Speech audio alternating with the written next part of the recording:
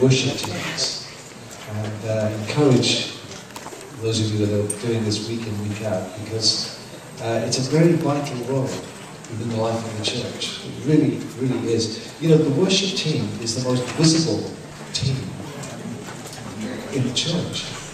You know, obviously there are people who do all sorts of things, serving behind the scenes, vital roles within the church community. But like every Sunday, week in, week out, you guys are there at the front, very highly visible. And so I just want to look for this brief time before lunch, looking at the role of the team. After lunch, looking at some practical helps to leading worship. And hopefully that will just help you with some of those things. But really just looking at some of the principles of our role as a worship team. And of course it goes back to the Old Testament, you know, where we see basically the Levites working within the temple, within the tabernacle.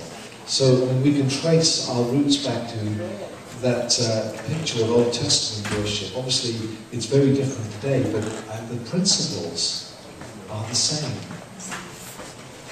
Back in the Old Testament days, of course, it was only the priests that could actually go into the presence of God. Because, like, you know, this was not the time of grace. These were the days of law. This was like, nobody could really approach the glory of God. And, you know, the priest would go in once a year and like, you know, they wanted to make sure he could get out. And if he didn't, they'd have to drag him out somehow. You know, would he survive in the presence of God? I mean, now it's so much different because of what Jesus has done. We're able to approach our Heavenly Father. We're able to say, Lord, show us your glory. I mean, actually, if God revealed his glory to us, we probably couldn't stand it, but we can get more of a glimpse of God's glory than people in the Old Testament times could. So, when you look at the Old Testament, there's one little passage that I like. It's 2 Chronicles 5, verse 11 to 14. 2 Chronicles 5, 11 to 14. And we'll put that up on the screen. And I'll read it out to you. The priests then withdrew from the holy place. All the priests who were there had consecrated themselves regardless of their divisions. All the Levites who were musicians, Asaph, Heman, Jeduthun, and their sons and relatives, they stood on the east side of the altar, dressed in fine linen, and playing cymbals, harps, lyres, keyboards, guitars. They were accompanied by 120 priests sounding trumpets. The trumpeters and singers joined in unison, as with one voice, to give praise and thanks to the Lord, accompanied by trumpets, cymbals, and other instruments. They raised their voices in praise to the Lord and sang, "He is good, his love endures forever." Then the temple of the Lord was filled with a cloud, and the priests could not perform their service because of the cloud, for the glory of the Lord filled the temple of God. And just looking at some little points from those verses.